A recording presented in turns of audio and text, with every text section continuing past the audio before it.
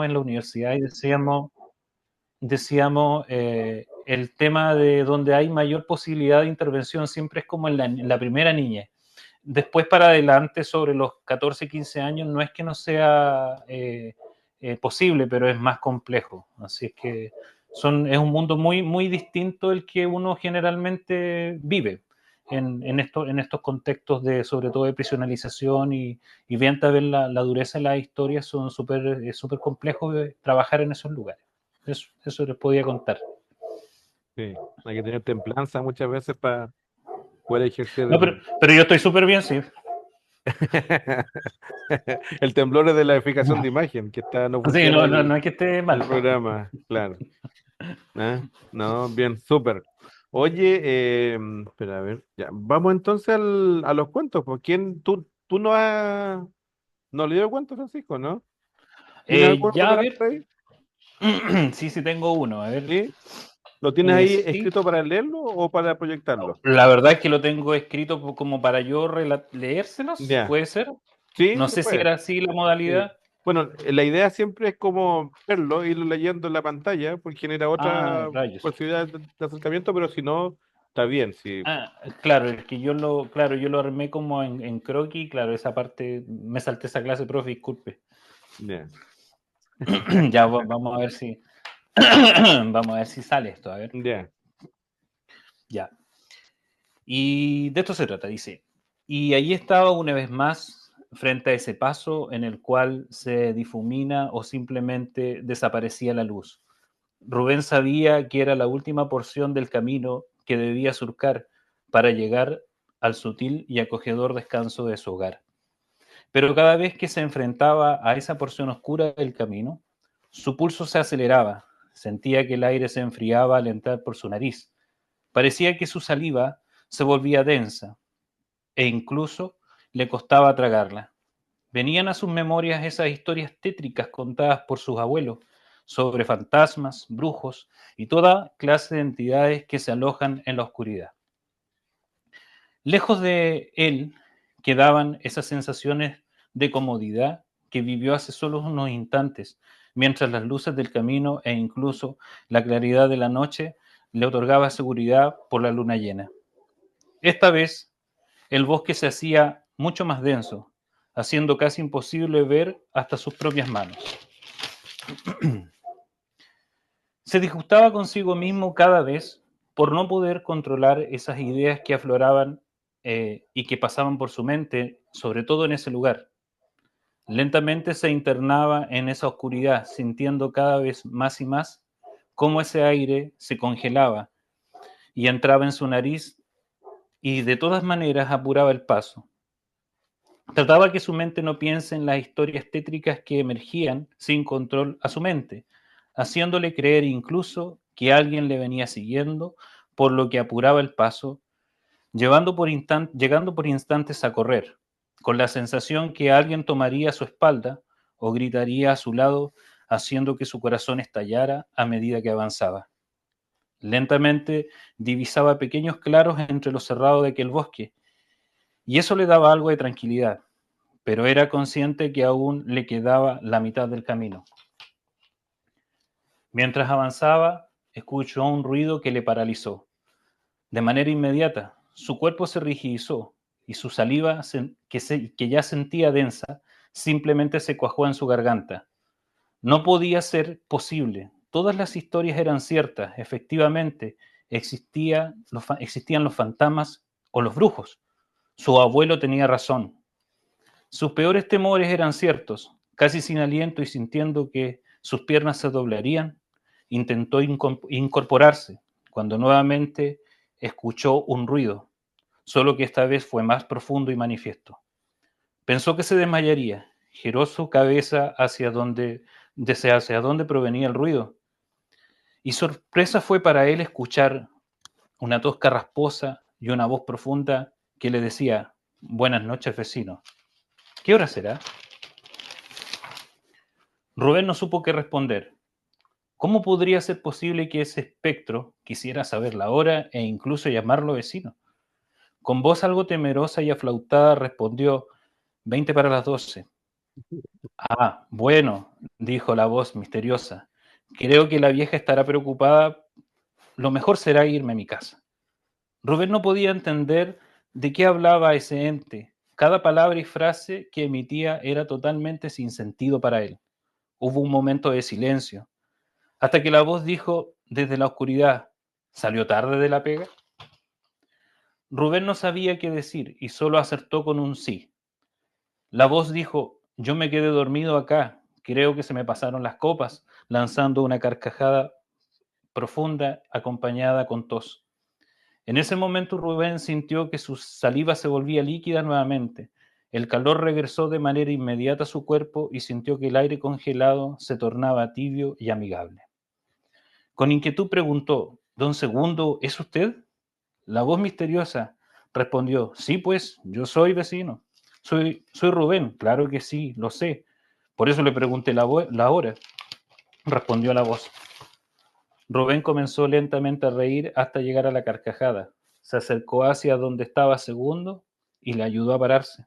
Efectivamente, era don Segundo, el vecino quien luego de una tarde de copas había pasado a escampar la borrachera a la orilla del camino, como él decía. Juntos caminaron un trecho y el trecho que restaba, entre chistes. Segundo preguntó, ¿estaba asustado, vecino? Sí, respondió Rubén. Siempre cuando paso por esta parte del camino, siento miedo y apuro el paso. Segundo quedó un momento en silencio y dijo, ¿de dónde saca esas ideas? Bueno, fueron las historias que desde niño me contaron mis abuelos. Mira, amigo, respondió, con voz profunda y con cierto aire de solemnidad. En esta vida lo mejor es temerle a los vivos. Ellos sí pueden hacernos daño, así que no crea leceras, dijo riendo. Caminaron hasta el portón de la casa de Rubén. Y él dijo, bueno, yo le dejo hasta acá nomás. Está bien, don Segundo. Gracias por su compañía. De nada, respondió Segundo. Rubén se sintió aliviado de llegar a su casa, por fin y contento por haber tenido esa conversación con su vecino Segundo, el cual le había hecho sentido. Tenía razón, el miedo debería ser a los vivos. Entró a su casa riendo para compartir su experiencia con su familia.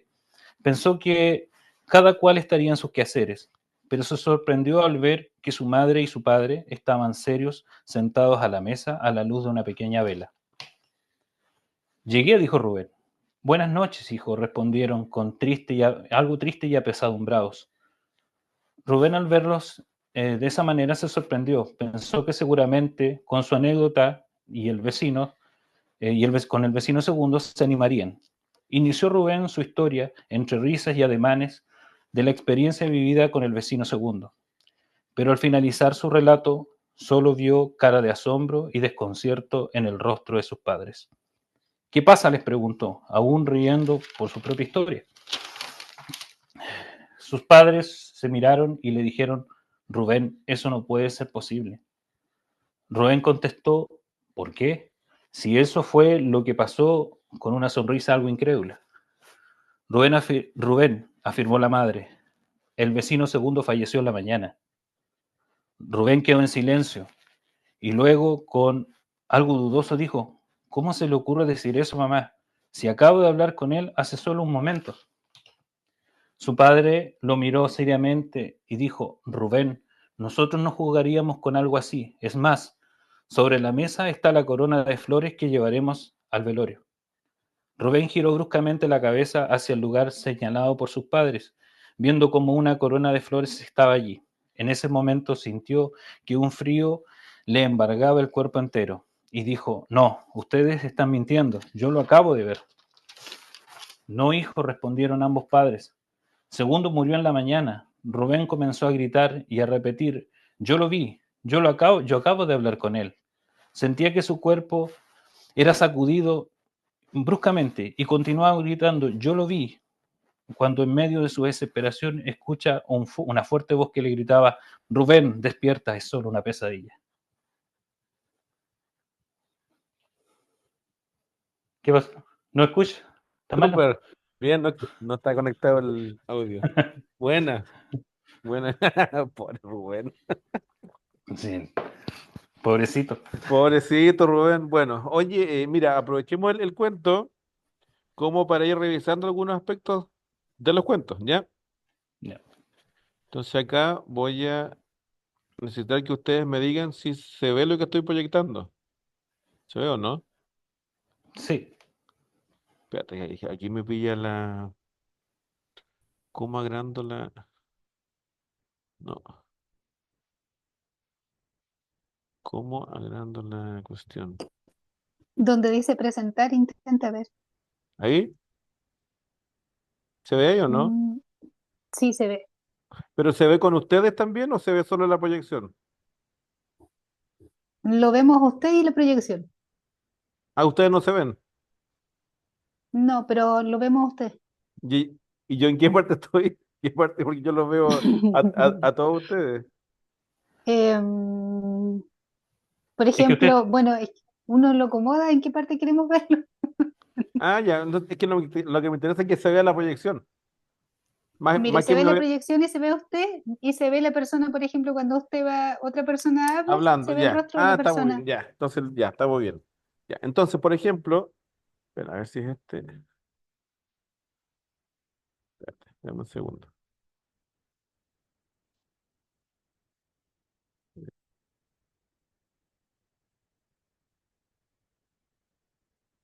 No, no era este. Es este sí. Ya. Entonces, pensemos un poco en el relato, ¿cierto? El que escuchamos recién. ¿Sí? ¿Ya? Lo que vimos la otra vez, ¿cierto? Tiene que ver con que los cuentos tienen ciertas características, ¿sí? ¿Ya? Acuérdense que los cuentos tienen una curva de tensión, pero también tienen un, eh, un objeto de deseo, ¿cierto? ¿Se acuerdan de eso? ¿Sí? Un objeto de deseo, que es lo que quiere lograr el protagonista, ¿sí? Eh, Y este objeto de deseo, para que el cuento tenga una tensión, ¿cierto? Se ve obstaculizado por una fuerza antagónica, que puede ser una persona, una situación, eso es súper amplio, ¿sí? Por lo tanto, la tensión del conflicto narrativo se basa en estos elementos, ¿sí? ¿Se acuerdan de eso, cierto? ¿Sí? ¿Ya? Por lo tanto, eso está inscrito dentro de esta lógica, ¿ya? Una presentación de los personajes, del contexto del cuento, un desarrollo, un clima y una resolución, pero que está enmarcado dentro de estas fuerzas antagónicas que se están tensionando. ¿Sí? ¿Me van siguiendo, cierto? ¿Sí? Ya. ¿Sí? Entonces, cuéntanos, Francisco, cómo enmarcas esos elementos en tu relato. ya. Bueno, al comienzo del cuento intenté eh, plantear la idea. Por ejemplo, cuando dice, ahí está una vez más Rubén frente al paso en el cual se difumina la luz, es como crear, para mí fue la lógica de crear el ambiente un tanto como de expectativa a ese paso de la oscuridad, ¿cierto? Pero que tenía al final, que era el llegar a su casa, a un lugar de tranquilidad, a un lugar de acogedor y el descanso de su hogar. Ajá. Esa era la idea. Ya. Entonces yo lo consideré como, en ese sentido, como la lógica del planteamiento. ¿Ya? Como en el comienzo lo que quise decir es un muchacho que quiere, después de un día tal vez de trabajo, porque es como una historia como de campo, Ajá. después de llegar, por ejemplo, de su trabajo, desde la ciudad tal vez hacia el campo, tenía que pasar por un paso del camino el cual era muy oscuro, que Ajá. siempre estaba era muy lúgubre. Entonces, Ajá. para mí el planteamiento, esa fue mi idea inicial, el Ya. tratar de poner como este contexto. Sale de Pero, su trabajo y quiere llegar a su casa. Eso. pero ahí tú no tenías pensado dejar ninguna pista que indicara que estaba soñando. No, ninguna, Ya. no ninguna. No, Ya. no, en realidad, para mí no.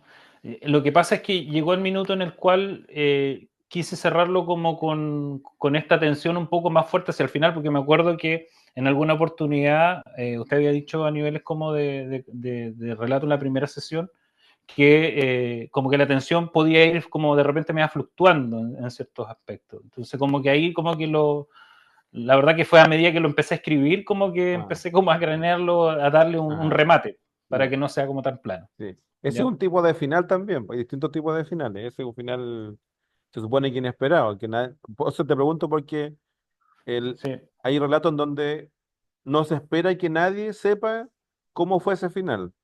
Y otros donde se van dejando ciertos elementos que tú al final los unes y recién te das cuenta que te están indicando el claro. camino, ¿cierto? En el caso tuyo no era así, era que sea un final así de esas características.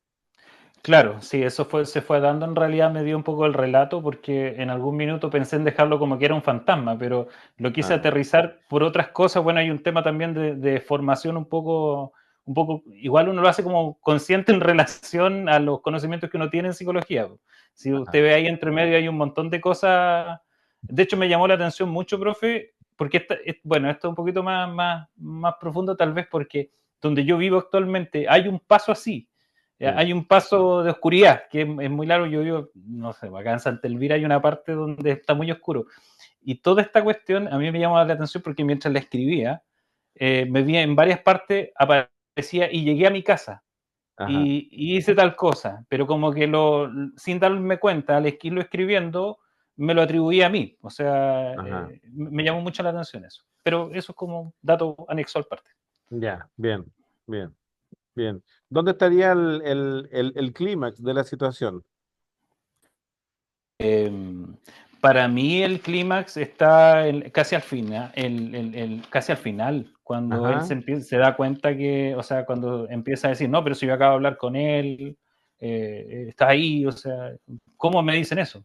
ajá, Ahí para mí es el clímax. ajá, Como el enfrentarse a esa realidad que no podía ser y esa dicotomía entre lo que le habían contado los abuelos y lo que había vivido. ajá, ajá.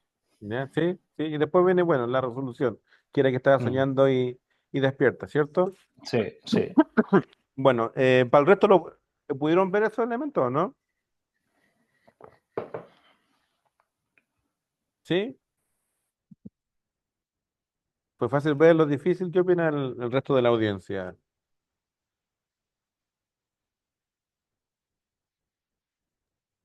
¿O quedaron, Escucharlo fue ah? como el día menos pensado. Ah, tenía un toque, sí, lúgubre, ¿cierto? Sí, era, pero fue interesante porque sí se logra ese momento de tensión cuando contrasta. De hecho, al inicio yo pensé que era una persona que estaba bajo los efectos de la droga.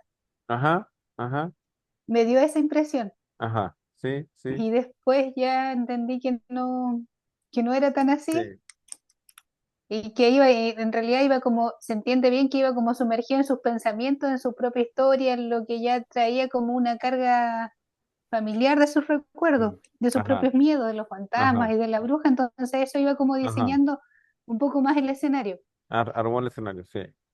Claro. Y jugó tampoco un poco con eso de que el vecino al principio supone que era algo extra paranormal y después era un vivo, o sea, ahí también hizo un Claro, movimiento, ¿cierto? Para despistar, ¿sí?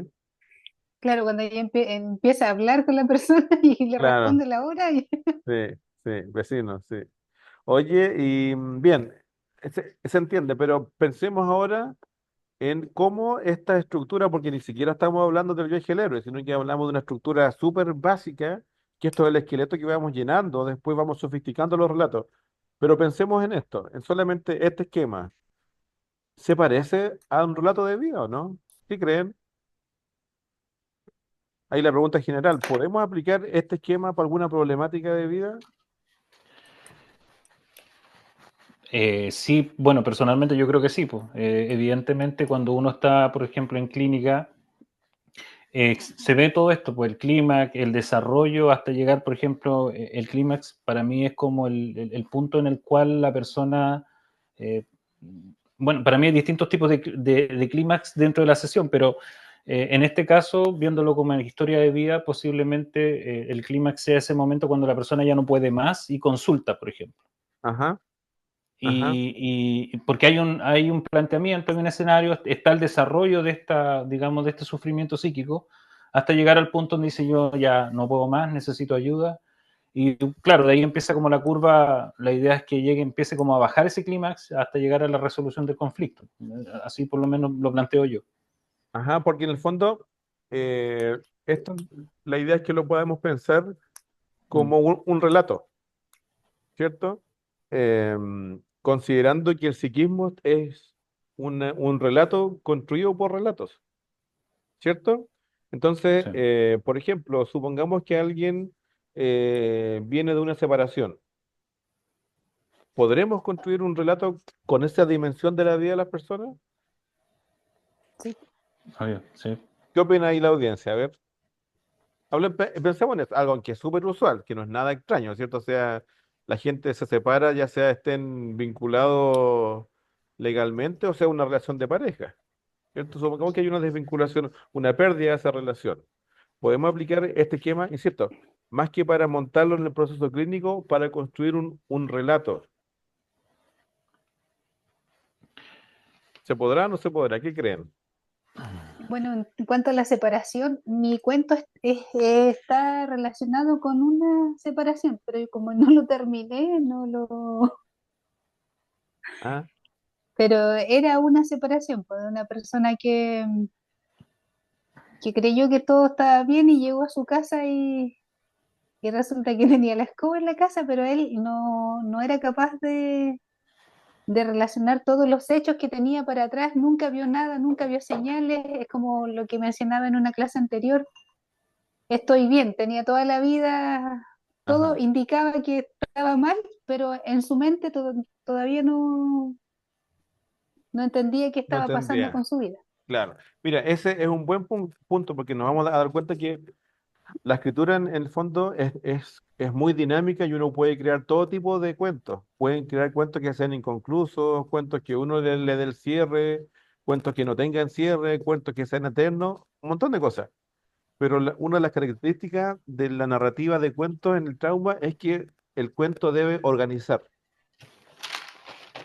¿Ya? O Y en sea, este caso debe tener cierre. eso es central.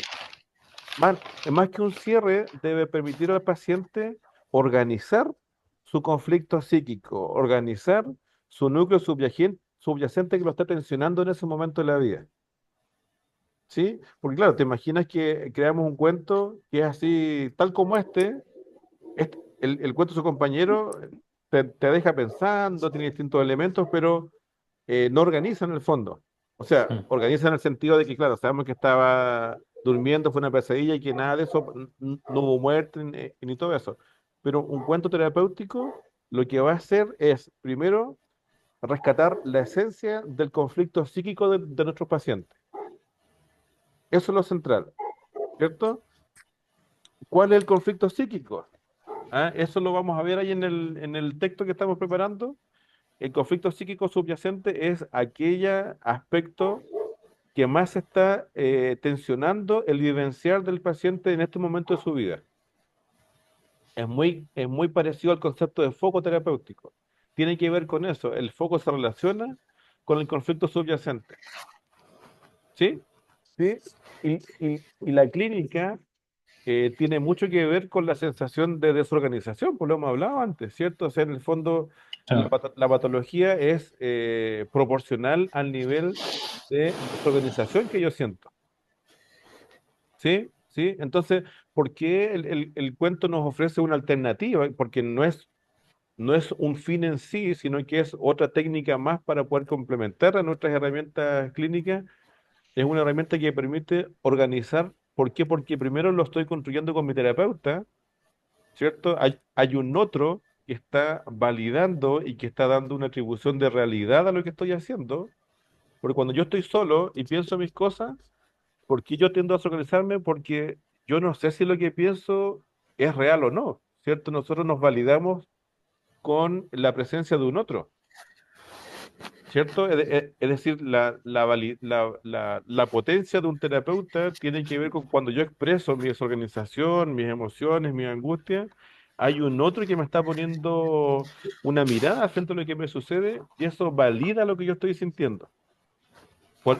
Por eso que los conflictos en soledad son más complejos de resolver a cuando estoy en compañía, una buena compañía, ¿cierto?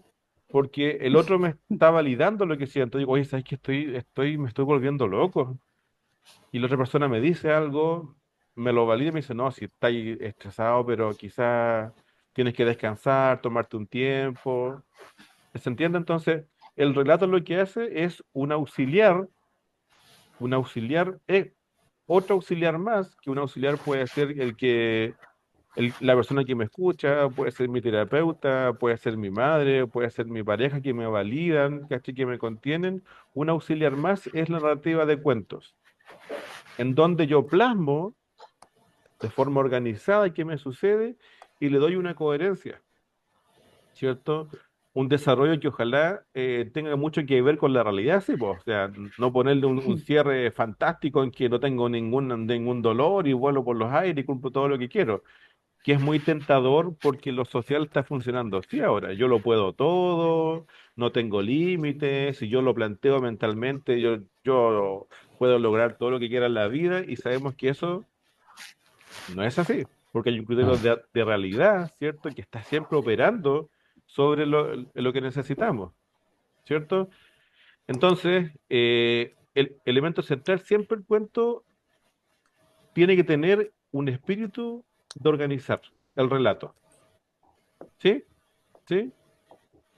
Por lo tanto, ¿qué es lo que hacemos? Insisto, es identificar eh, qué elemento constitutivo psíquico del paciente vamos a trasladar para poder transformarlo en relato, ¿cierto? Y para eso, por eso yo les puse el concepto de foco en el texto, de cómo se construye un foco y el contexto y el patrón cíclico desadaptativo, ¿cierto? Que es una herramienta que nos permite saber cómo está funcionando el psiquismo de esa persona a nivel de relaciones interpersonales para ver qué está sucediendo, también en términos de cómo se está vinculando, ¿sí?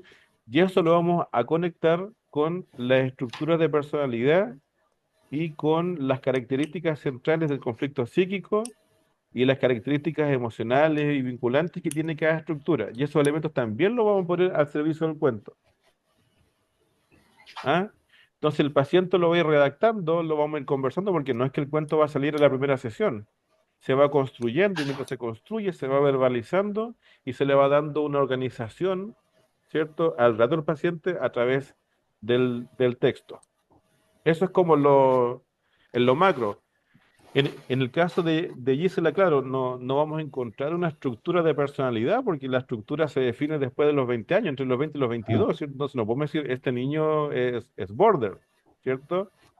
Pero sí, y eso quizás ella, vamos a acudir a las competencias de Gisela, ¿cierto?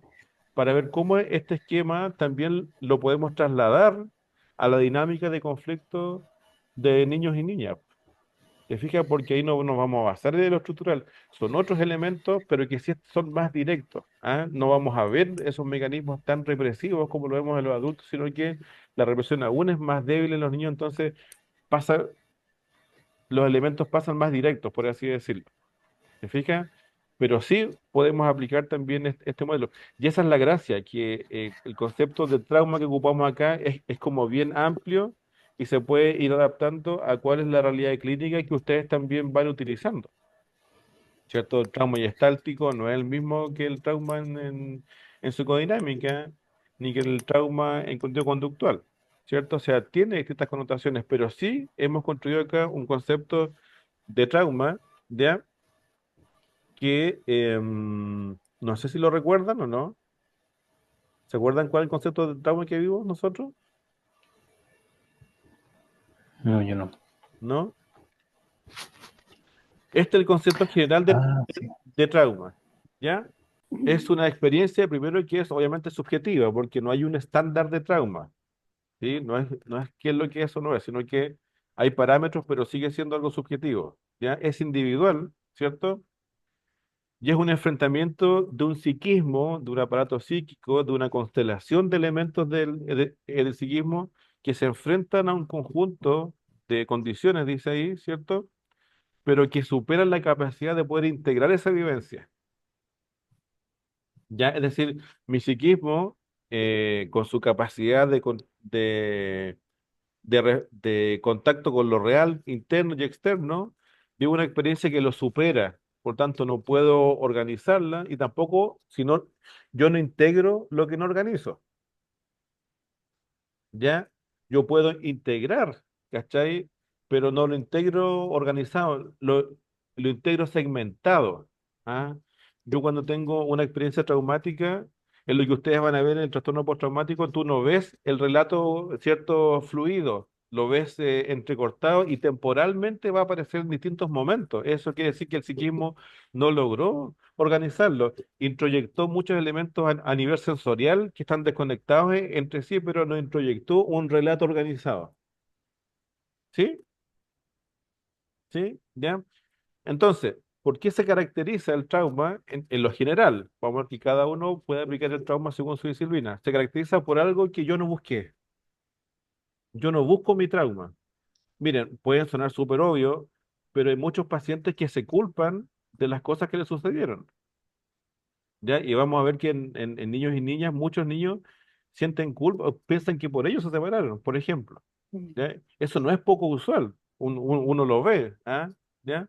Entonces, primero, una característica del trauma es que yo no lo busqué, pero llegó igual, yo no lo busqué, ¿ya?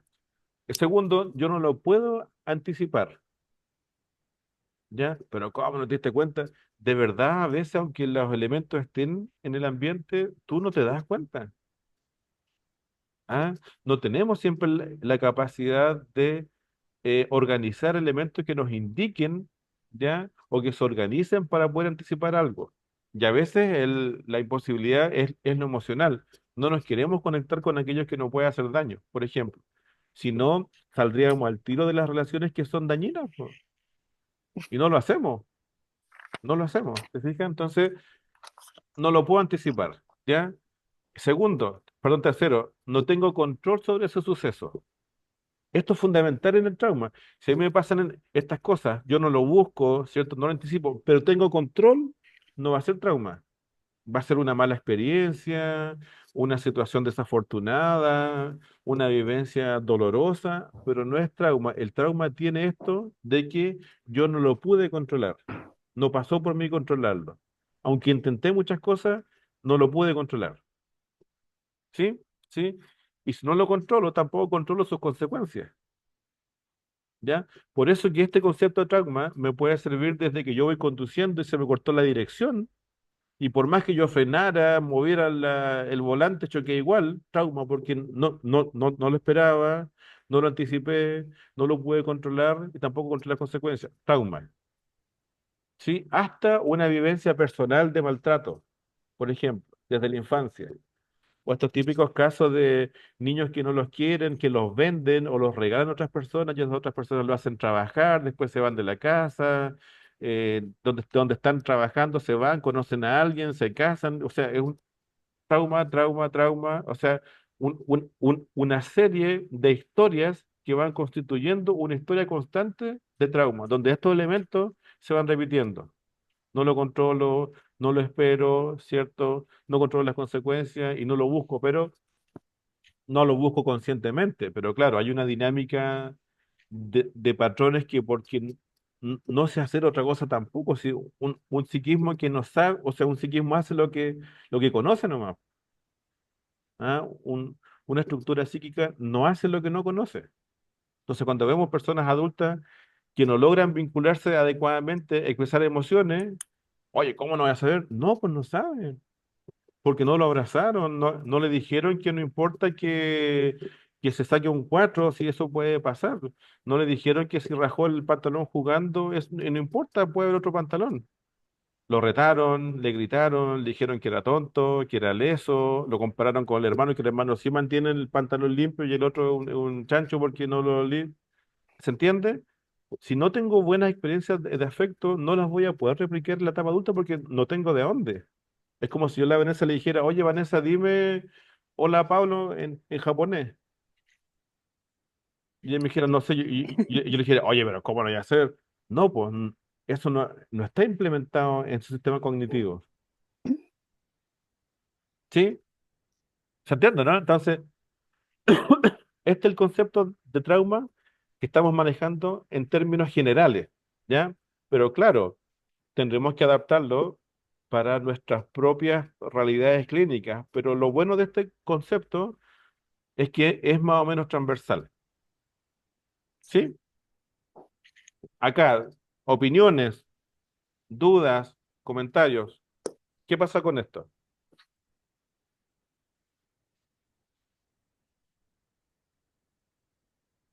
¿Se escucha? ¿Me escucha? ¿Sí?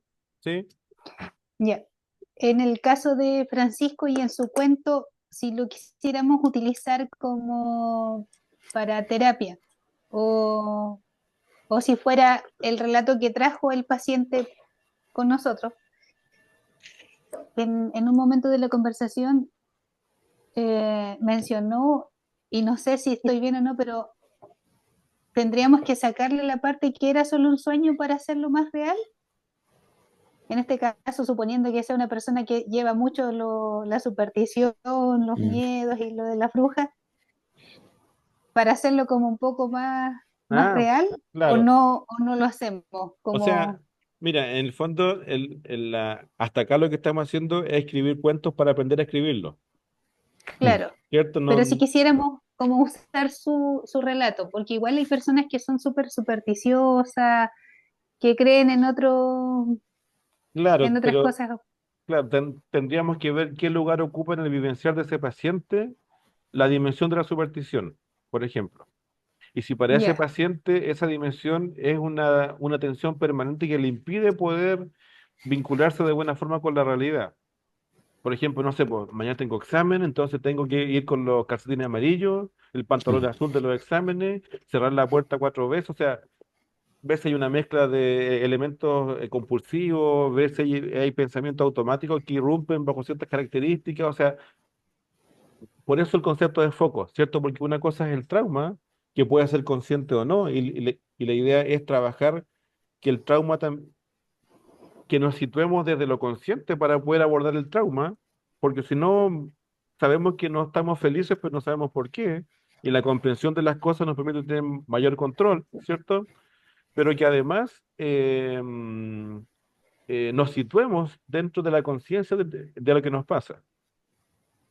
¿Sí? ¿Por qué? Porque en el fondo podemos estar a la tentación, y de hecho, si les ha pasado, se van a dar cuenta, una vez les explica, por ejemplo, esto mismo, no se le puede explicar a un paciente. Ah, lo que le pasa, señora Cristina, es que usted iba en el colectivo y el colectivo chocó y usted, como iba sin cinturón, se golpeó contra el cristal delantero y se sacó los dientes. Y usted han pasado varios meses y no lo puede superar. ¿Por qué? Porque no lo buscó, porque no lo pudo anticipar, ta, ta. Eso no tiene ningún efecto en la recuperación del paciente, ¿ah? Porque estamos explicando racionalmente un evento donde lo racional es una de las dimensiones que están operando en la construcción de ese trauma, mm, ¿cierto? Opera lo sensorial, opera lo emocional, opera la narrativa o las narrativas, que puede ser que yo no me merezco esto, o por qué me pasa a mí, o siempre me pasa lo mismo. Tenemos que explorar eso. ¿Te fijas? Entonces, el trauma es una cosa, la conciencia de lo que me está sucediendo es otra, y el foco es lo que nos va a permitir poder, ¿cierto?, establecer un parámetro concreto de trabajo. ¿Ya? El concepto de foco viene que cuando se arrancan de la cárcel y el tipo está arriba iluminando dónde se escapan, ese es el concepto de foco terapéutico. Es apuntar a donde debemos apuntar en ese momento de la vida de la persona. Es lo que aquí y ahora le está afectando más a esa persona, por ejemplo. ¿Sí? Y para eso está el trauma, sus características, los niveles de conciencia, la estructura de personalidad. Y después que tenemos todo ese escenario más o menos clínicamente abordado, no elaborado, sino que me refiero que abordado lo tenemos en conocimiento, podemos ser capaces de articular esos contenidos, articularlo en un relato, que lo construimos con el paciente. Y podemos hacer el relato del colectivo. Por ejemplo, podemos hacer que ese día lo podemos hacer en tercera persona. Siempre es más fácil resolver conflictos psíquicos cuando son otros. No, profe, yo no hablo porque a un amigo le cuesta hablar. ¿cierto? No soy yo el que le cuesta hablar, es un amigo. O un amigo tiene este problema, quiero hacer una consulta, sabe que a un amigo le pasó esto.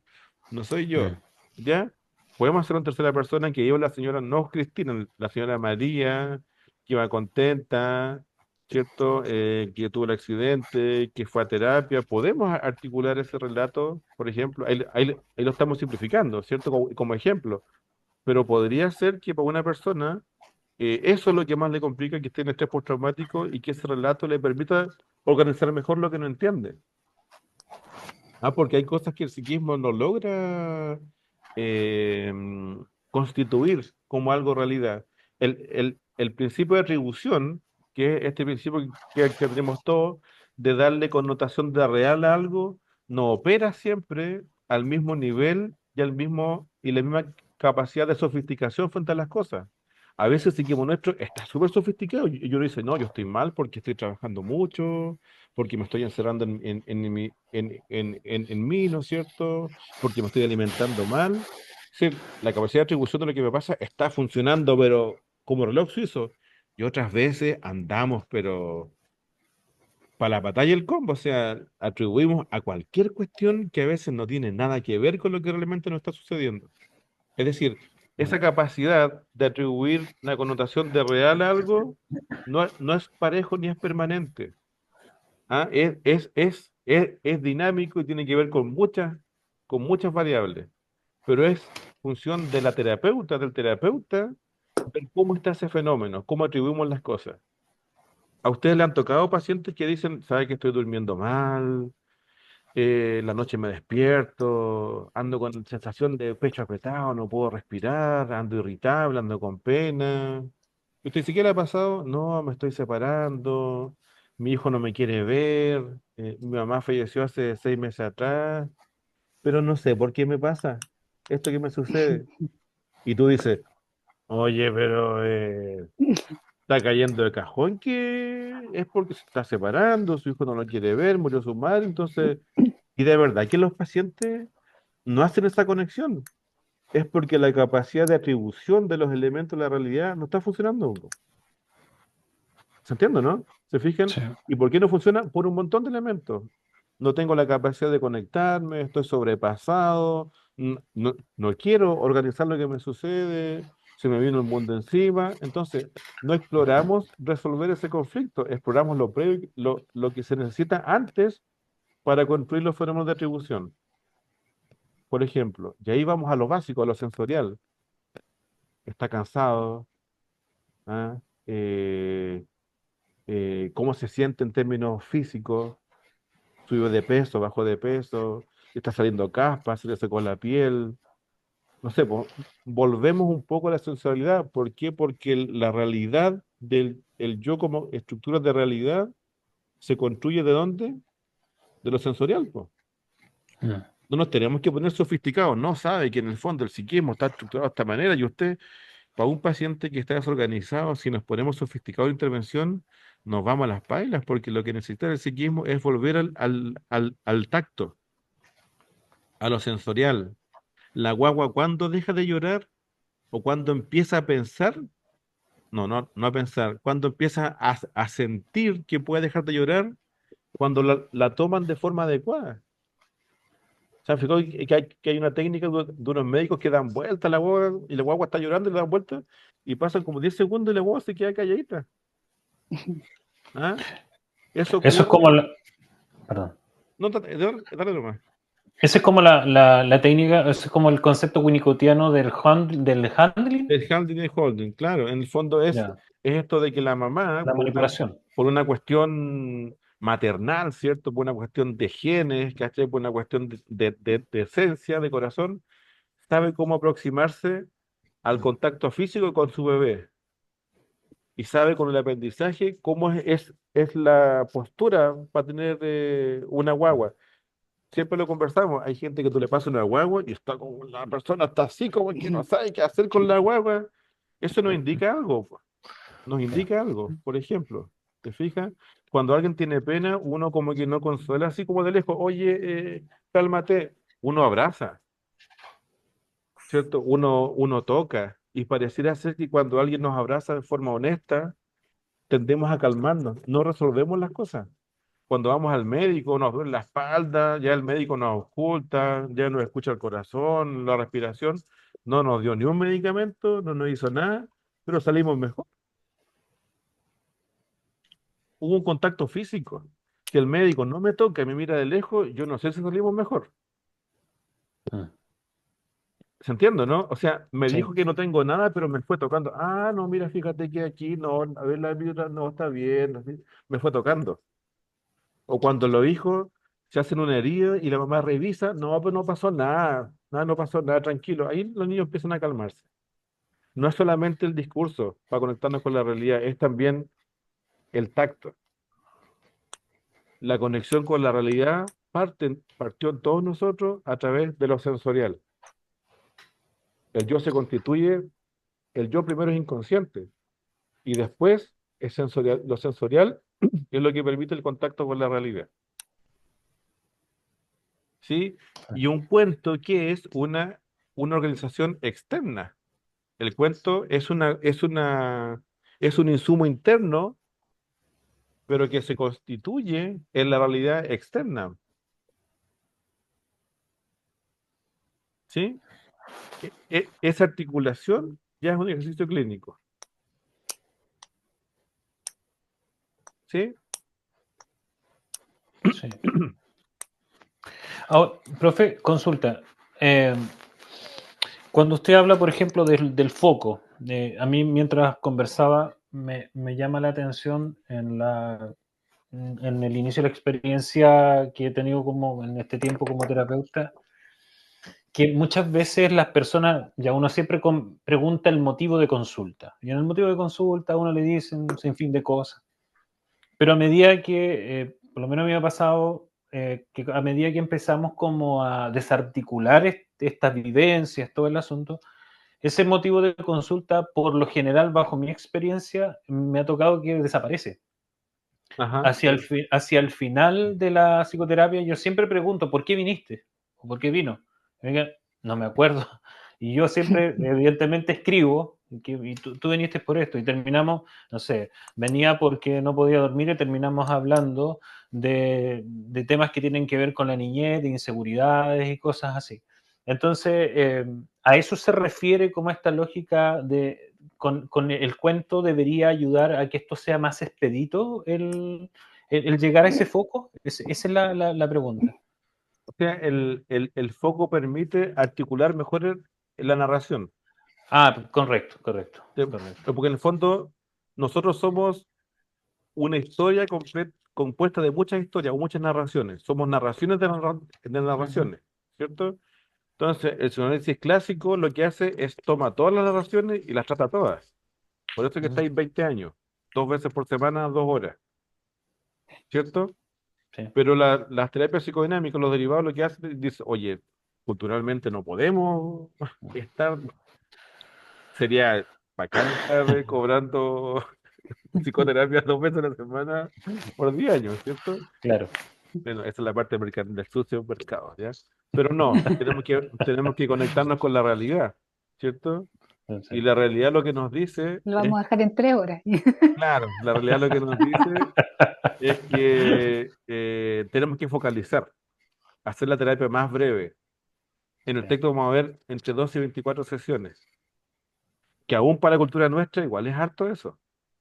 Para otras culturas 24 Mm. sesiones no es nada. En Argentina 24 sesiones es como, que no sé, po, es comerte el borde de una pizza de 5 milímetros, o sea, no es nada. No, no te va a pasar el hambre con eso, ¿ya? Para nosotros sí. Para nosotros que un paciente pase la sexta sesión ya es éxito terapéutico, para la idiosincrasia nuestra. Mm. ¿Ya? ¿Ya? Eso es así, no tenemos cultura psicoterapéutica acá. Aunque se diga lo contrario, no somos un país, se habla mucho de salud mental, pero de psicoterapia, la psicoterapia es otra cosa. ¿Ah? Entonces, el concepto de foco nos ayuda a organizar mejor el rato. El cuento no va a aparecer en la primera sesión, va a aparecer en la etapa, al final de la etapa intermedia de la terapia conectada con la etapa final. Allá aparece la técnica del cuento. O sea, ya hemos identificado algunos elementos y ya sabemos qué tenemos que trabajar. Y el cuento aparece como otra técnica para poder abordar eso que debemos trabajar. ¿Sí? Y este concepto de foco, si bien es cierto, es concreto, ¿cierto? Igual está constituido por un conflicto subyacente que es dinámico. Es como, lo conversábamos con Rocío en la mañana, son como sesiones de entrevista. Usualmente cuando nos enseñan dicen, usted al principio haga la entrevista así, haga estas preguntas, registre, pero si uno hace eso, uno mutila todo la expresión de los pacientes en la primera sesión. Po. Lo que uno quiere es que se sientan cómodos, que expresen y que empiecen a generar un vínculo terapéutico, ¿cierto? Y uno va haciendo entrevistas y terapia, o sea, la terapia no empieza cuando termino la fase de entrevista. La terapia empieza en el primer momento en cómo yo recibo a mi paciente, ¿cierto? ¿Cómo lo recibo? ¿Cómo recepciono? ¿Cuáles son las condiciones que ofrezco para que el paciente pueda expresar? Estoy apurado, estoy mirando feo, el lugar está caluroso o hace mucho frío. ¿Te fijas cómo es el tono de mi voz? Yo empiezo a hacer terapia desde el primer contacto, a veces desde cuando me piden la hora, por ejemplo. ¿Ah? La terapia no siempre es una intervención técnica, eso lo sabemos. No es que, oh, yo hice esta intervención, entonces el paciente se conectó y dijo, no, la intervención en terapia es primero este contacto humano entre personas. Entonces la entrevista se va traslapando con la terapia, ¿cierto? No es que yo diga, no, es que se llora, mira, no, a ver, no llore tanto, pues yo quiero que usted me hable y que me responda el examen mental, pues. ¿Ah? ¿Usted piensa cosas raras? ¿Ah? Cómo ha estado los últimos 6 meses? ¿Ah? ¿Ha estado en terapia antes? ¿Ah? ¿Qué piensa? A ver, repítame usted, si yo le sumo 1 más 4 más 5, ¿cuánto? Si le resto 2, ¿cuánto es? La señora quiere decirme que la está pasando mal, ¿cierto? Que está muy angustiada, que a lo mejor el marido la está engañando y que se dio cuenta de eso porque la vecina no sé, po.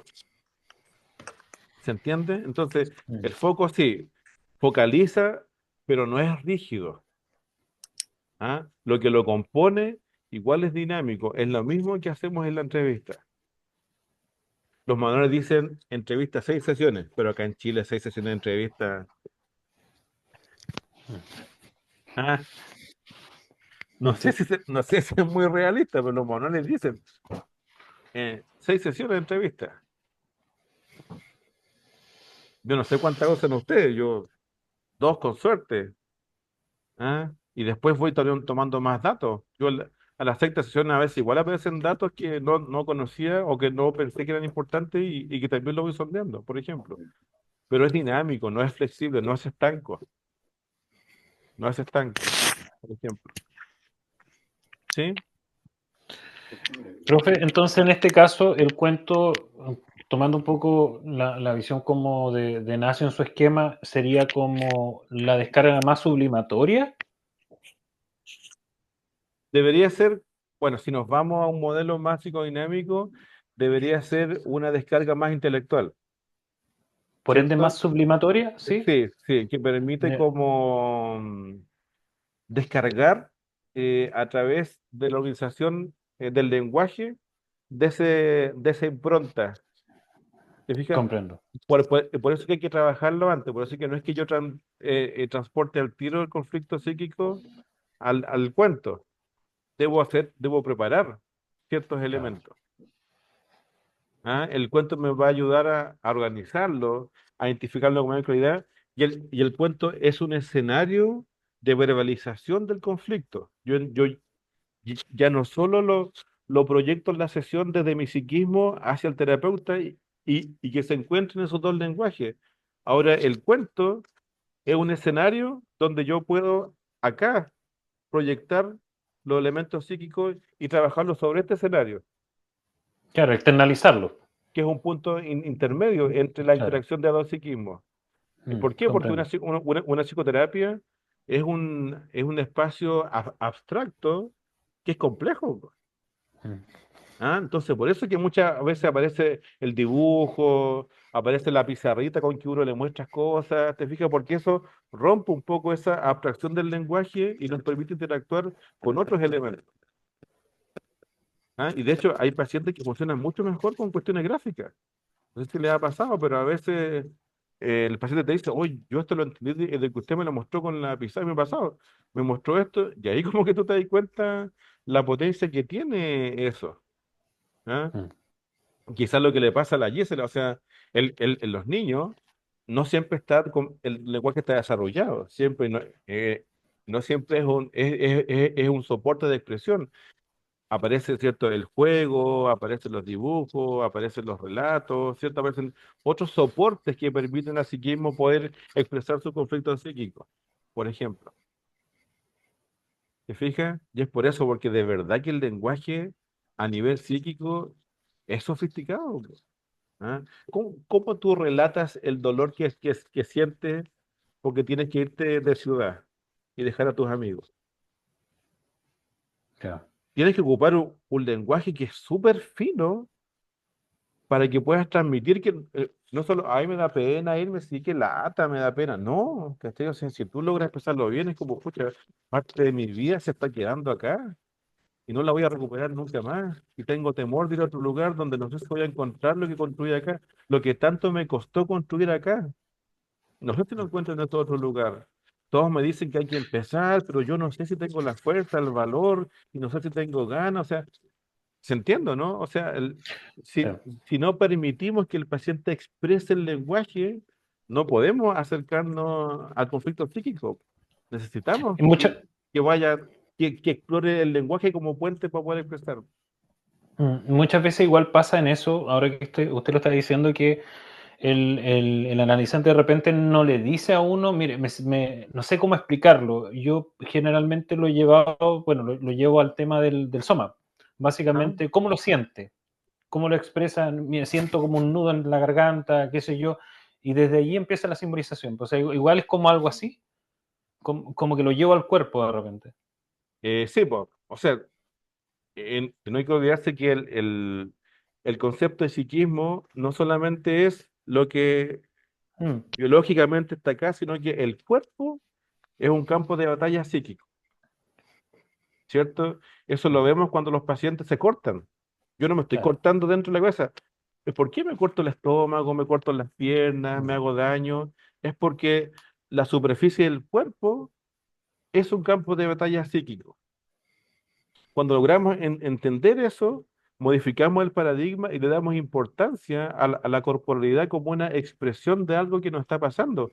Los trastornos, la anorexia, la bulimia, son un ejemplo concreto acerca de esa realidad, por ejemplo. ¿Ya? Y sabemos que cuando se presentan, tenemos conflictos psíquicos potentes, complejos, primarios que están operando, ¿cierto? Y es el cuerpo el que lo expresa que el cuerpo, ¿qué es lo que es? Es la membrana que separa lo interno de lo externo, ¿cierto? mm, La fantasía, metafóricamente la fantasía de la realidad. Entonces, ¿qué estoy rompiendo yo? La membrana primero va a estar en contacto con, volvemos al yo, el yo se constituye a través de lo sensorial, ¿cierto? Cuando me tocan yo digo, ah, esto es real, ¿cierto? Entonces, el corte es primero saber qué es lo real, lo que yo siento que me está alienando por la potencia de los pensamientos o lo que está ocurriendo afuera. Entonces el corte me sitúa, trata de situarme. Y segundo, a lo mejor con esa membrana yo descomprimo, po, porque deja que salga algo que está ahí, pero que no sé cómo tramitarlo. No tengo las mm, herramientas, no me las enseñaron, no me dijeron, a ver si cuando pasa esto usted respire, no se preocupe, siempre lo vamos a querer, aunque se equivoque, usted va a tener siempre el amor de la mamá. No nos dijeron nada de eso, entonces sufrimos y no sabemos qué hacer con eso. mm. Y no sabemos qué hacer con eso. ¿Te fijas? Entonces, el cuerpo, y uno lo ve en los niños cuando están, por ejemplo, el primer día de jardín, se hacen pipí, se hacen de lo otro, vomitan. Es decir, es una reacción que es orgánica, ¿cierto? ¿Cómo te expreso, mamá, que no quiero ir, ¿cachai? Que no quiero separarme de ti, que me da temor? ¿No? El lenguaje aún no está desarrollado como para poder expresar lo que hace el cuerpo. Y me hago pipí, me hago caca o vomito. Si mi papá o mi mamá o mis abuelos quien me cuida tienen sabiduría efectiva, no me van a retar. Van a decir, chuta, está súper tenso y se hizo. Si no la tienen, me van a retar. ¿Ah? Mm. Y va a ser la burla. Este se hizo caca el primer día que fue al jardín. O sea, mira cómo nos dejó. Nosotros íbamos lo más contentos de dejarlo y se hizo. Esos relatos son tremendos. ¿Ah? Son tremendos. O sea, para los adultos puede ser chistoso, pero para un niño, Mm. eso es tremendo. Eso no es un relato cualquiera, no es una anécdota que después se olvida. Eso marca el devenir de cómo tú te relacionas con la realidad, porque era un momento importante en tu vida y te lo dijeron. Tu presentación, o sea, te lo dicen metafóricamente, tu presentación en sociedad, sales de la casa, conoces a otros niños y niñas, otras personas, ¿te fijas? Y todo se reduce a ese relato. Te va a marcar, pero ¿qué es lo que lo marca? ¿Es la acción o es la incapacidad de lectura afectiva de los adultos que están ahí cerca? Nunca es la acción, Sí. nunca es la acción. La acción adquiere sentido con el lenguaje y cuando somos pequeños, con el lenguaje de los adultos que tenemos cerca. Una acción por sí sola no tiene valor. ¿Ah? La connotación de valor, volvemos a la atribución. Cuando somos pequeños, no atribuimos nosotros, porque son los adultos los que actúan como un psiquismo auxiliar. Entonces, yo atribuyo según lo que los otros me dicen, yo soy más tonto que mi hermano. Yo soy tonto porque yo no hice esto, mi hermano sí lo sabe hacer o mi hermano sí lo sabe hacer. Yo me atribuyo eso acerca de mí por el discurso que escucho de los adultos, por ejemplo. ¿Te fijas? Entonces, por eso es que es complejo trabajar con niños, porque trabajas con ellos y debieses también con los adultos. O sea, que a veces el problema son los adultos, no son los niños. Los niños por sí solos no es, no son ellos el problema. Lo más duro, y le debe pasar a la Yesla, son lo que hago con los adultos. ¿Ah? Porque ahí viene el problema. Y los adultos no quieren trabajar.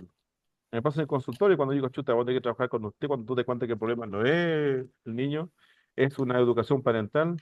No, no, pues que dijeron la profe, dijo que él tiene que traer el problema porque se porta mal en la escuela. Sí, pero ellos reaccionan a lo que pasa en la casa. Y en la casa usted me cuenta que su marido está llegando con trago y se pone agresivo y le grita y eso al... Entonces tenemos que conversarlo con usted y su marido. No, no, no, no. Y no van. Y no van. ¿Me fija? Entonces, esos relatos son de nosotros los adultos. Ahí la responsabilidad es nuestra. Como nos hablamos al principio, cuando hablamos de los cuentos, ¿cierto? Que es un lugar de respeto, cuando leamos, hacemos comentarios, eso es fundamental. Tiene que ver con cómo nos tratamos nosotros también, pues. Cómo tratamos al colega, ¿te fijas? Y sobre todo con las personas pequeñas. ¿Me fijas? Y no estamos siempre conscientes de cómo usamos el lenguaje y qué relatos construimos. Podemos construir relatos maravillosos, ¿cierto?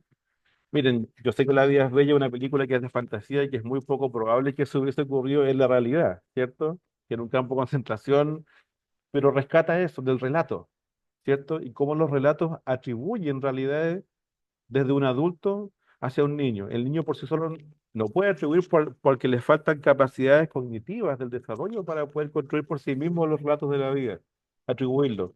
Es un adulto que dice, oye, mira aquí, pues juguemos a esto y pasa esto otro y los premios. Así funcionamos.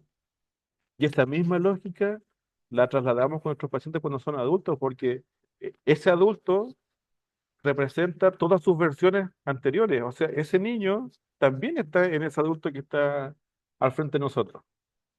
Por eso que el cuento es mágico. Y les va a pasar eso con los adultos. Cuando construyen el cuento, les va a motivar, les van a seguir trabajando, porque ese es adulto de ahora, pero todo relato, tipo cuento o alegorías, son tremendamente interesantes también cuando somos niños. Miren, hagan ejercicio para que son papás o mamás. Cuéntenle a su hijo un relato de lo que hacían cuando eran guaguas. No, tú eras así, hacías esto. Yo le aseguro que lo que estén haciendo lo van a dejar de hacer. Y van a mirar, y así como Les encanta eso a los niños que le hablen de ellos cuando eran guaguas. Oye, cuando caminaste, te sacaste un calcetín, después lo tiraste, y llegó tu abuela, tu papá, hizo esto, hiciste esto otro. Esos relatos son, pero una cuestión como la mejor serie que puede estar viendo en Netflix, la serie para los niños. Y es porque tiene esa potencia el relato. Y eso no lo perdemos. Por eso es que ustedes son capaces somos capaces de construir cuentos, aunque no seamos escritores. Porque eso es arquetípico, eso es muy junguiano, eso está en nosotros, eso es tribal. El relato viene también de esa época de nosotros, cuando no hay lenguaje escrito, ¿cierto? Pero hay sí mito, ¿cierto? Hay lenguaje que se traspasa, viene de eso. Por eso que nos gustan los relatos, por eso que un gran contador de relatos, ay, nos gusta y nos atrae, ¿te fijas? Porque eso está en nosotros como personas, eso permanece. ¿Ah? Eso es lo arquetípico también de Jung. ¿Sí? Bien, dudas, consultas, comentarios también, aportes, hasta acá nos vamos entendiendo, cuéntenme qué va pasando, que se me está hace que estoy hablando mucho yo, se me está secando la voz.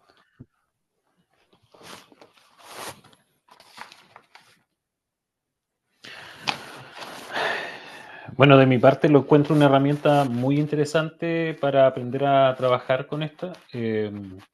Creo que sí, evidentemente cuando uno externaliza igual la dificultad en esta figura del héroe, es mucho más rico a la hora también de hacer los análisis y que también la persona se siente un poco más liberada. O sea, eh, es una proyección básicamente, pero que básicamente es rica porque también hay una construcción literaria en eso, donde seguramente se van a utilizar ciertas, no sé, analogías sobre la historia, entonces también es rica desde ese punto de vista mucho más interpretativo. Sí, es bastante interesante. Eso es lo que puedo decir yo.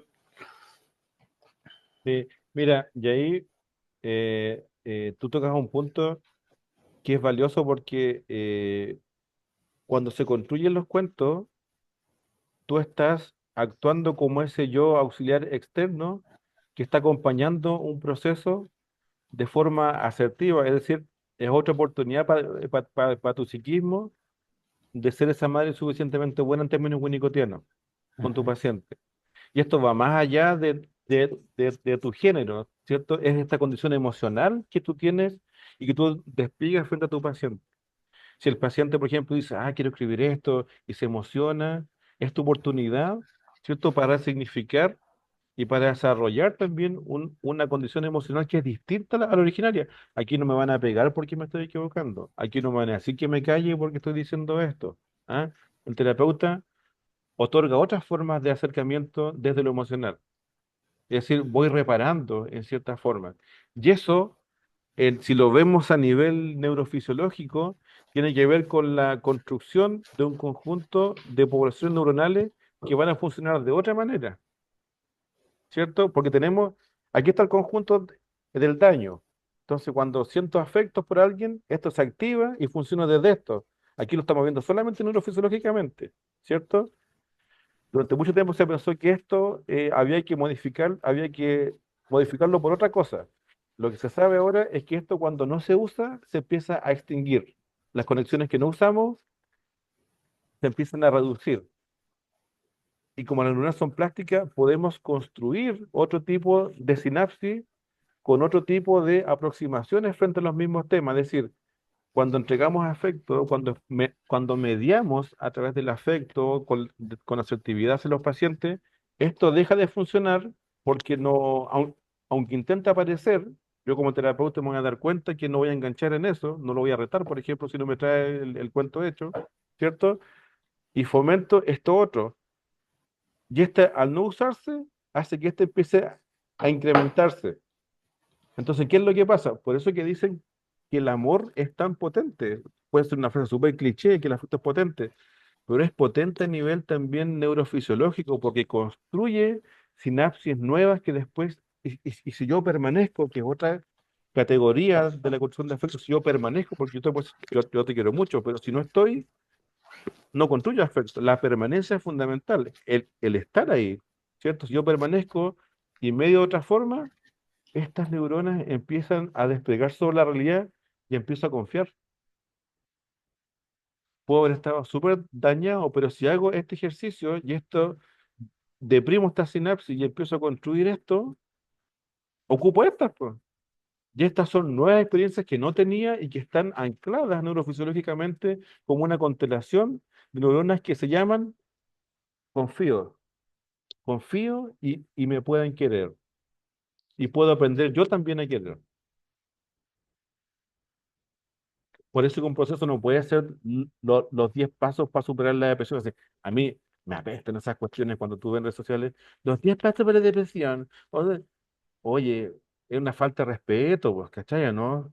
Cuando uno se dedica de verdad a la cuestión, tú te das cuenta que eso no es de un mes, 2 meses, a veces son años, ¿cachai? Para lograr esto, para lograr un poquito de esto. Seguramente la Gisela lo ve con más intensidad, ¿cierto? Ese daño y cómo el trabajo de ella va construyendo esto, con el cariño, el afecto, el profesionalismo. Estos niños van, lo primero que cambia es la mirada. ¿Cierto? La forma de mirar es lo primero que cambia cuando empiezan a aparecer estas constelaciones neuronales. Y en los adultos igual, cambia la mirada, ¿cierto?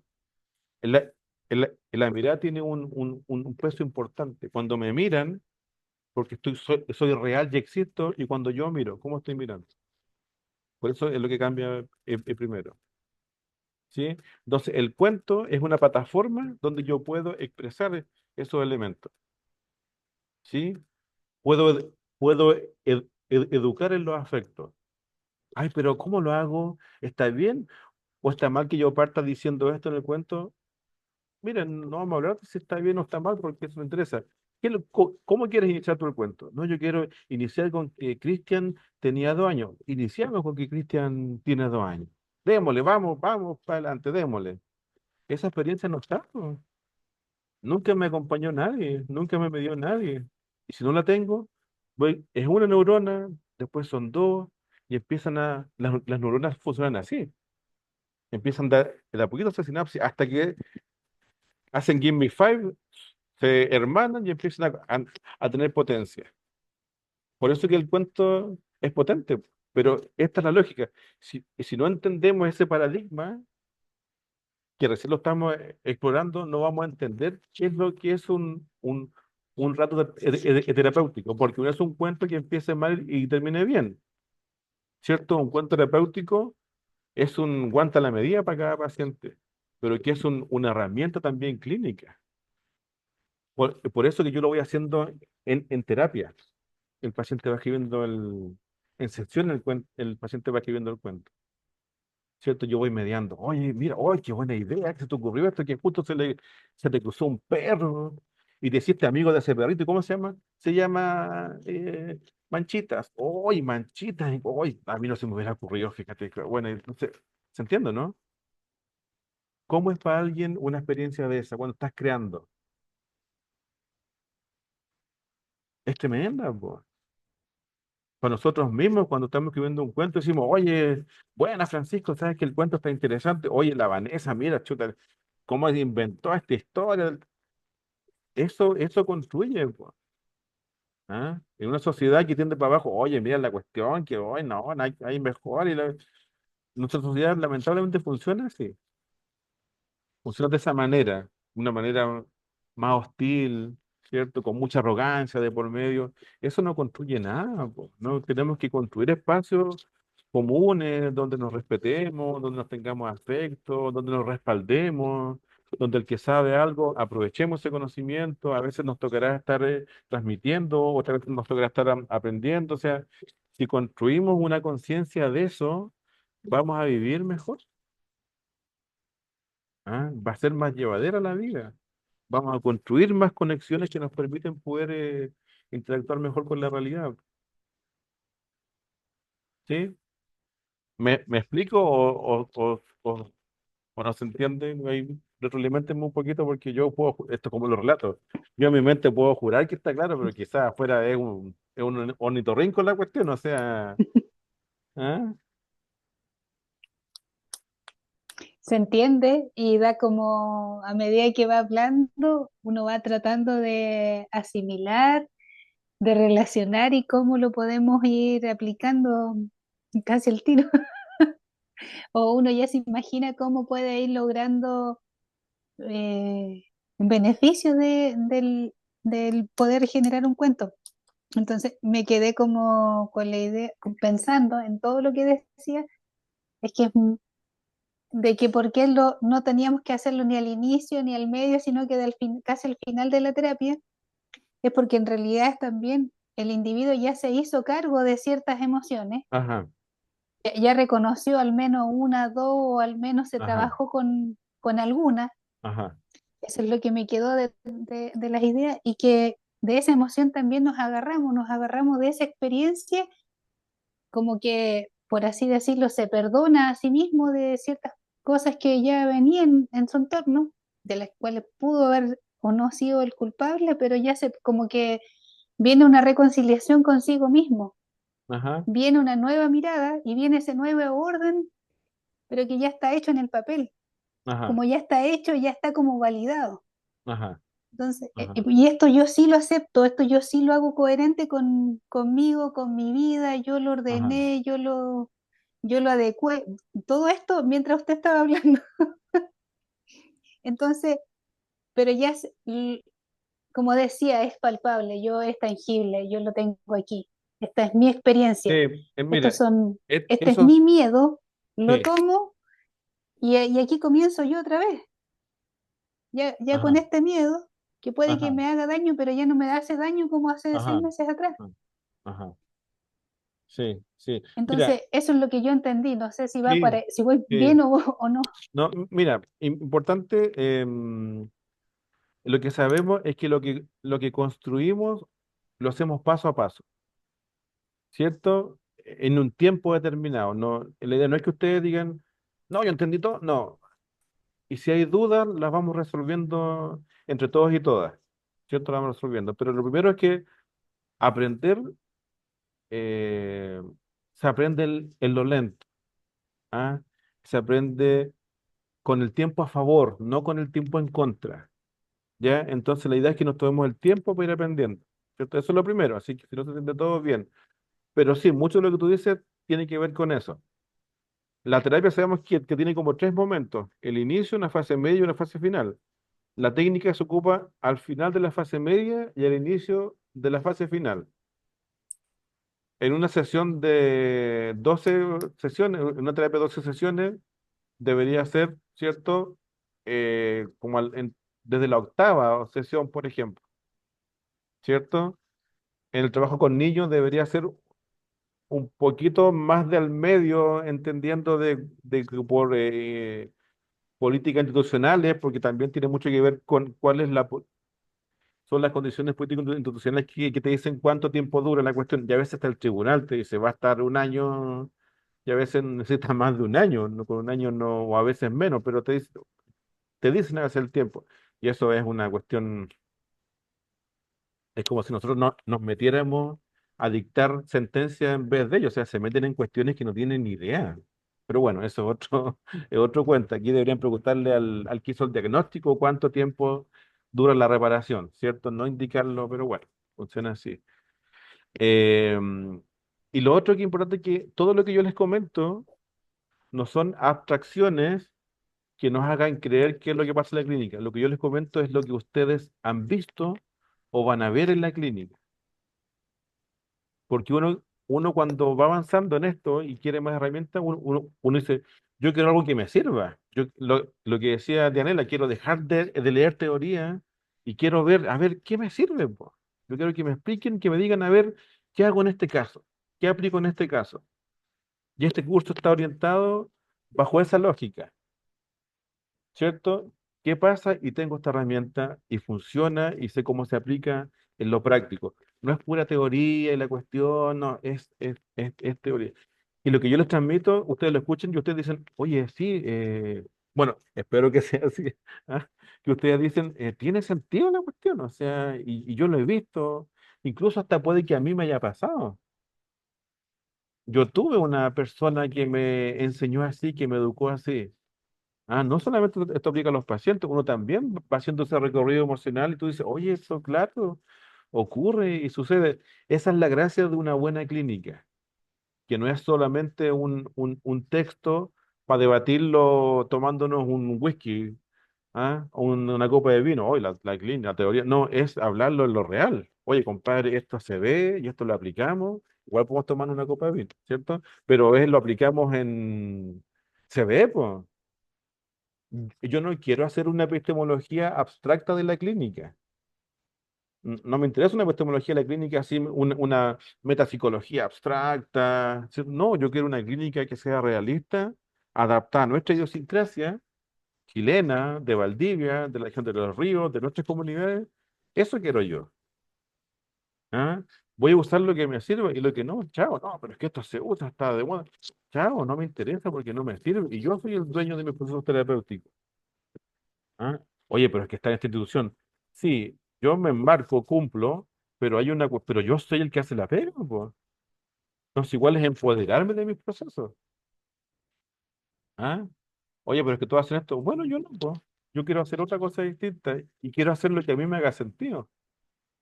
Por ejemplo, si no me empodero, me va a costar hacer bien la pega y me va a costar querer la pega que estoy haciendo. Y ahí entramos al tema de las pasiones, ¿cierto? De todos estos elementos que nos movilizan como personas. Que en la clínica es fundamental porque es agotadora y a veces no queremos nada. Me pasa que hay ciertos periodos del año no quiero nada con ningún paciente, ¿te fijas? ¿Y eso qué es eso? ¿Lo niego? No, lo acepto, lo trabajo, dejo que pase y vuelvo. No me culpo, así como, no, pues sí. Ah, a mí antes me gustaba andar en bici, pero me agotaba la cuestión, llegó un momento que me aburrió, pues. ¿Ah? Pero por eso dejé de ser ciclista, no, pues me aburrió la cuestión. ¿Será un derecho, no? Sí, pues, la razón de pareja. ¿Cómo las mantenemos activas la razón de pareja? Eso de la llama que debe estar. Oye, la llama se va a apagar a veces. Y el desafío es cómo vamos reactualizando esa relación, pues, ¿cierto? ¿Cómo hacemos para decir, chuta, esa llama no está y cómo la actualizamos? ¿Qué hacemos para reconstruirla? No es encenderla de nuevo, es ver de otra manera cómo actualizamos nuestra relación. ¿Qué nos falta en este momento? Porque ya no somos los veinteañeros, ¿te fijas? Y requerimos de otras cosas. A lo mejor lo que antes buscábamos ya lo tenemos y necesitamos verlo de otra manera. Ese es el desafío, po. Si se diera todo dado, todo elaborado, ¿para qué vamos al psicólogo? ¿Para qué vamos a luchar por tener una relación sana con nuestros amigos, nuestra familia, nuestras parejas? Si está todo dado, ¿cierto? Es la tensión la que tenemos que enfrentar, pues. Entonces, por eso cuando uno ve que socialmente hay una cultura de esto de que no, es que yo soy especial, es que no me digas así, aquí me van a funar que yo soy un poquito neurodivergente, porque la cuestión, oye, el mundo afuera no te va a pescar si, no, si llegáis tarde y es que yo soy neurodivergente, llegué tarde, chao. A lo mejor podéis serlo, pero tenéis que aprender que la realidad de afuera no te va a validar porque eres especial, te va a validar porque tenés que producir. O es que no me gusta la producción. Puta, entonces vaya a estar fuera del sistema, po. Es que no quiero estar en el sistema porque, oye, el sistema tiene sus cosas, y tiene cosas que son negativas, pero si uno sabe cómo aportar, uno se hace también del sistema, pues yo aprovecho el sistema para dejar mi aporte. ¿Cachai o no? ¿Te fijas? Entonces, tenemos que enfrentar el dolor, tenemos que enfrentar la vejez, tenemos que darle cara a eso y tratar de educar también a nuestros padres de que esa es la realidad a enfrentar. No es que me respeten, que soy especial, porque el mundo nunca funcionó así. Nunca, ya esta es la mejor versión del mundo en cuanto a respeto por las personas, en cuanto a respeto por las mujeres, por el rol. O sea, ahora es mucho mejor ser mujer ahora que hace 50 años atrás, y que hace 200 años, y que hace 600. Es mucho mejor. Entonces, ¿por qué no ver cómo hemos mejorado? En vez de ver siempre qué es lo que falta, porque si veo qué es lo que falta, nunca estoy conforme, po. Nunca estoy conforme. ¿Ah? ¿Se fija? Entonces, también yo creo que es labor nuestra ese paradigma en, en modificar eso. Sí, hay muchas cosas, pero siempre van a haber cosas que mejorar. pero centrémonos en qué se ha mejorado, po, ¿cachai? Me dijo, no, mi madre está bien, yo tengo madre, tengo esposa, tengo amigas, ¿cachai? Y qué bueno que estáis bien, porque has logrado cosas, hemos logrado cosas, pero eso es en conjunto. ¿Ah? Es una lucha que la damos en conjunto. No nos segreguemos por tutela. A veces nos separan discursos que son puras estupideces. Lo medular es respetarnos, es encontrarnos, es dialogar, es aprovechar estos espacios. ¿Te fijas? Y tenemos la oportunidad porque somos del área de la salud mental, pues tenemos tremenda oportunidad. ¿Sí? Eso. Dudas, consultas, interrogantes, cuestionamientos, opiniones, dubitaciones.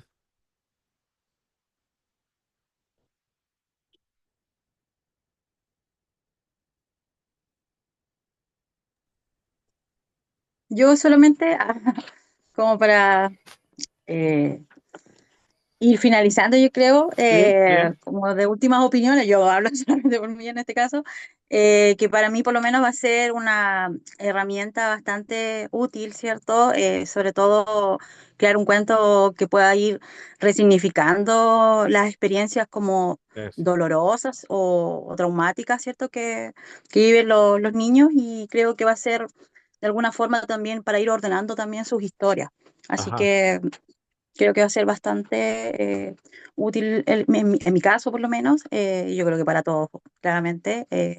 Y me quedo con eso, que va Súper. a ser bastante productivo para poder trabajar en mi área terapéutica.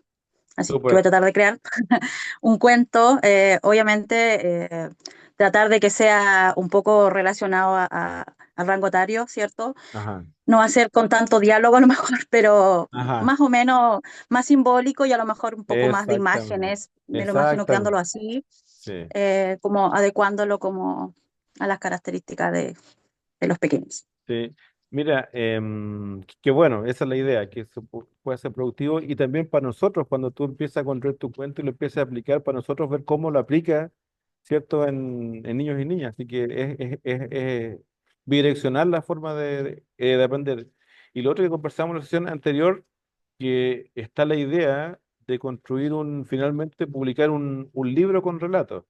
No van a ser relatos terapéutico en el sentido de que están hechos a la medida para cada paciente, pero quizás sí rescatar ciertos grandes temas transversales que se pueden plasmar en un cuento o en un relato y utilizarlo como una herramienta terapéutica. ¿Te fijas? Así que está esa idea, le estamos dando vueltas, moviendo cómo nos conseguimos la editorial que lo haga, y así que ahí probablemente algo de eso igual va a salir. ¿Ah? Así que si tenemos también la dimensión de los cuentos a nivel infanto juvenil, mejor todavía. ¿Ah? Eso, bien, estamos en tiempo. Ya. Profe, ¿Sí? usted escribió un libro hace poco, algo sobre la... Ay, no me acuerdo, ¿Qué? me parece. De la guerra del Hizo un Pacífico libro, ha ¿no? sido. Sí, algo así. Ah, sí. Lo que pasa es que ese el año pasado y ahora estamos sacando la segunda edición, que son relatos de soldados, que siempre lo que se habla, ¿cierto? Los libros son los generales, la cuestión aquí son los soldados.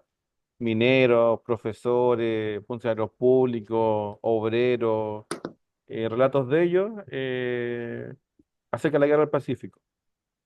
¿Ah? Lamentablemente, relatos de mujeres, ustedes saben, en esa época, poco, pero los que hay uno de una que está ahí entre medio de la batalla y les va diciendo, ya, hijo, hijitos, le decía, vayan para adelante, y la galla a caballo. ¿Ah? Hay relatos súper buenos. Y lo otro que ahí bueno, se hace un análisis de por qué se ganó la guerra, pero se ve esa mezcla de a dos pueblos. Uno de nuestros pueblos originarios, ¿cierto? Que no lograron ser dominados. De hecho, Chile fue el cementerio de gobernadores, el único lugar de América donde mataron dos gobernadores, Pedro Valdivia y Oñez de Loyola, y los españoles, que si bien es cierto, vinieron sin que los inviten, en ese momento eran un imperio. Y eso no se habla mucho porque los anglos siempre han tapado, pero los españoles eran un imperio muy bien estructurado. Entonces, esos dos se fusionaron y nosotros somos una raza mestiza, somos mestizos, pero somos mestizos de buena calidad porque se juntó lo mejor de dos mundos. ¿Te fijas? Y durante mucho tiempo el concepto de mestizo ha sido como medio así como, mestizo. No, lo mestizo en este caso es que dos mundos de un imperio, o sea, por eso llegaron ellos, porque la orden de Isabel fue que podían mezclarse, ah, que con la gente acá. Los anglos no se mezclaban. Por eso que en Estados Unidos tú no ves mestizo, ¿te has fijado, no? Hay indios en la reserva, ¿cierto? Pero no se ve mestizo. Acá en Latinoamérica sí. Entonces lo que se rescata es que, ¿por qué ganamos? Porque tenemos una raza que es bacán. Si no por nada para las cuestiones, cuando hay que solidarizar o cuando hay terremotos, cuestiones, en otros países eso no pasa. Pasa acá, pero no es casual. Se juntaron dobles, entonces yo creo que es importante, a veces como que nos segregan, que lo español, que lo por originario, nosotros no somos ni uno ni lo otro, somos la mezcla de esos dos elementos y tenemos que valorizar cómo constituimos esa raza mestiza y estar orgullosos de ese mestizaje, porque somos bacanes. El tema es que a los otros países les conviene que pensemos que no somos buenos, que nos creamos el cuento. Pero si lo vemos, y creo que con Francisco lo hemos conversado también esto, ¿cuán- ¿cuántos ejemplos tenemos de esa mamá sola o de esa abuela sola que cría nietos, los saca adelante? Eso es súper chileno, es un rato que es súper chileno, no es una cuestión que uno diga, oye, una en mil. Estamos llenos de abuelos que criaron solos, de mamás que criaron solos, sin nada, sin educación, sin trabajo, trabajando de manera informal, y los hijos educados, tipos buenas personas, ¿cachai? Tipos que aportan al país, y eso proviene de esa raza mestiza. Entonces el Mm. libro algo de eso también desliza. Y eso es lo que a mí me Profe, interesa como demostrarte, fíjate. ¿y eso está solo por Amazon o lo tiene en alguna tienda, en una librería? Mira, el libro yo voy a tener impreso acá, porque Amazon se demora harto, y lo otro es que Sí, se demora mucho. también va a haber una versión gratuita que es en PDF, que es descargable. Es que Así no es que, lo mismo. claro, pero si quieren yo les consigo, o sea, cuando lo tenga publicado yo les puedo pasar algunos libros, sí, no hay problema. ¿Ah? Eso se puede. Porque yo intenté comprarlo y igual se demoraba harto y dije Sí. ya, en algún momento voy a esperar la oportunidad para saber, porque yo conozco, la vida es como que se va tejiendo. Ajá, Tengo varios conocidos acá que han publicado sus propios libros con sus propias, ajá, algunas vivencias, algunas como ajá, relatos que hicieron durante la pandemia o cómo se vivió, ajá, pero a través de cuentos. claro. Pero ellos acá en una librería sí tienen sus libros también, Ya. donde uno puede ir físicamente y llevárselos a la casa. Mira, ya. Entonces, Ya. pero no sé si lo consiguió con la editorial o lo consiguió con la misma librería. Claro, claro. En- entonces dije, a lo mejor quizás lo mismo tiene en Valdivia, que él la puede tener, puede tener sus libros. Sí, pues, no sé, yo tengo impreso. De hecho, Francisco me acompañó para el lanzamiento de la presentación del libro anterior y ahí tenía libros presenciales. Y lo otro es que tú estás en Chillán, ¿cierto? ¿O no? Sí, Sí. sí. Yo tengo unos amigos en Chillán. Tengo un profe que fue cuando yo estudié historia en Chillán, en la Universidad de Biobío. Entonces tengo ¿En cuál de vínculos las dos? en el campus, no la Castilla, el otro, el que está. Pues son dos, ¿cierto? Sí, son dos. No la Castilla es no está la oficina administrativa, sino que el otro. Ah, ¿Ya? ya, en Sí, el otro campo. donde está historia. Está historia y Ya. está la pedagogía, ahí. Y está psicología ahora también en Ah, esa sí, misma, ya. ¿Te me fijas? parece que Entonces, sí, o hasta acá, ya no. Ya. ¿Y ¿cachai? tiene conocidos? ¿Tienes Tengo, amigos? sí, ¿Tiene tengo un amigos acá? amigo muy cercano, que fue mi profe, y tengo que viajar a Chile a verlo, así que también a lo mejor te puedo pasar a dejar algunos textos. Coordinamos. ¿Ah? Ya. Sí, así que eso. ¿Ya? Eso entonces, pues, ya, pero sí, ese libro tiene que ver con eso, ya, o sea, es un libro de historia militar, pero no es de historia militar. Muchos dicen, ay, tú con la cuestión militar. No, es el ejército hecho por civiles. El pueblo toma las armas porque quiere a su país. No es una cuestión de, no, quiere a su país.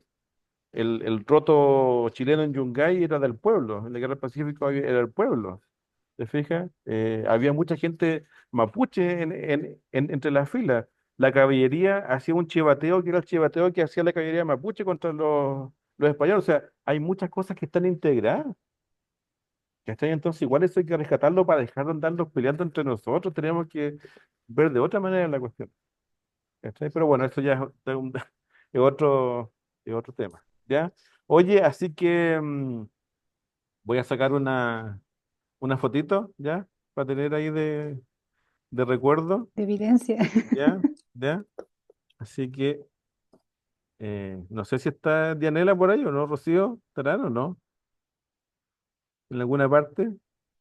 Sí, pero yo he dicho que tengo la cámara mala. Ah, ya, ahí está Pero la aquí Diana. estoy, aquí Ya, estoy. súper, súper, ¿ya? Así que eso, no se olviden que está la primera parte del texto clínico en el WhatsApp, ¿ya? Lo voy a resubir para que tenga acceso Gisela, ¿ya? Léanlo con calma y lo podemos ir discutiendo también, ¿ya? ¿Ya? Y eso, pues, nos reencontramos el próximo viernes, cuídense harto, pásenlo bien y el tiempo, trabajarlo de a poco, contemplar también las cosas. ¿Ya? Les dejo un Hoy abrazo. me Sí, quedó una duda, no se despide un sí, segundo. Es ya, que en relación con mi cuento para poder trabajarlo, sí, em, yo había hecho como una historia paralela al de mi protagonista, ya, pero al final no se entendí, no, como no concluí mi cuento, estaba como para no alargarlo más, sacar a esta persona que había puesto ya. y seguir con la historia del hombre solamente, o no, o lo conecto al final. Mira, tú tienes tu cuento escrito, ¿no? Lo tienes escrito. O sea, Solo en el papel, en este momento en el computador no. ya, mira, traspásalo a texto ¿Ya? y envíamelo. Y envíamelo, ¿ya? Yo te voy a enviar una, una devolución con algunos aspectos para que lo puedas ir como armando de otra forma. ¿Ya? Ya, ¿Ya? pero se lo envío sin sacar lo otro que no supe en realidad cómo conectar. Mira, envía el relato tal como tú lo tienes pensado. Ya, Ya, como lo tienes pensado, y abajo si quieres ponle nota, sabes que esto no sé, ya como para que yo pueda retroalimentarte de otra manera. Y lo vas a leer en la próxima sesión. Ya, lo vas a leer en la próxima sesión. Ya, porque la idea es cierto, es que vayamos matizando elementos teóricos con también la lectura de cuentos para que entre todos vayamos opinando y vayamos como adquiriendo esas herramientas del relato, que son importantes. ya, Ya se cambió. En una de esas hasta les envío un video como el del Canvas para que todos puedan ver también la retro. Así que eso va a depender del tiempo. Va a depender del tiempo. ¿Ya? Y si tienen dudas clínicas, envíen audios al teléfono. ¿Ya? Bueno, ahí tengo dos audios de Francisco que quiero escucharlo con calma, que son audios clínicos. ¿Ya? Pero si no, otros audios, cuando consultan, envíen. Entonces quedan para todos. Todos y todas. Quedan ahí para que los revisemos. Envíenlo, yo me hago el tiempo y lo respondo. ya. ¿Ya? Y lo podemos responder entre todos. Supongamos que Francisco pregunta algo, puede que yo sepa el tema, o si la Vanessa, o sea, esto yo estoy mediando, pero la idea es que lo construyamos entre todos, pues. ¿Ya? ¿Sí? Súper. Ya. Muy bien, eso entonces. Me despido. Un placer, un gusto compartir con todos ustedes. Que tengan un lindo fin de semana. Si están las mamás, salúdenla, si no están, recuérdenla, ¿cierto? Y que tengamos todos una próxima buena semana y nos podemos encontrar el próximo viernes. ¿Ya? Eso, que estén bien. Chao, chao. Chao, Gracias. chao, chao, Chao a chao, todos. chao, Chao, Pablo, que estés bien. chao, chao.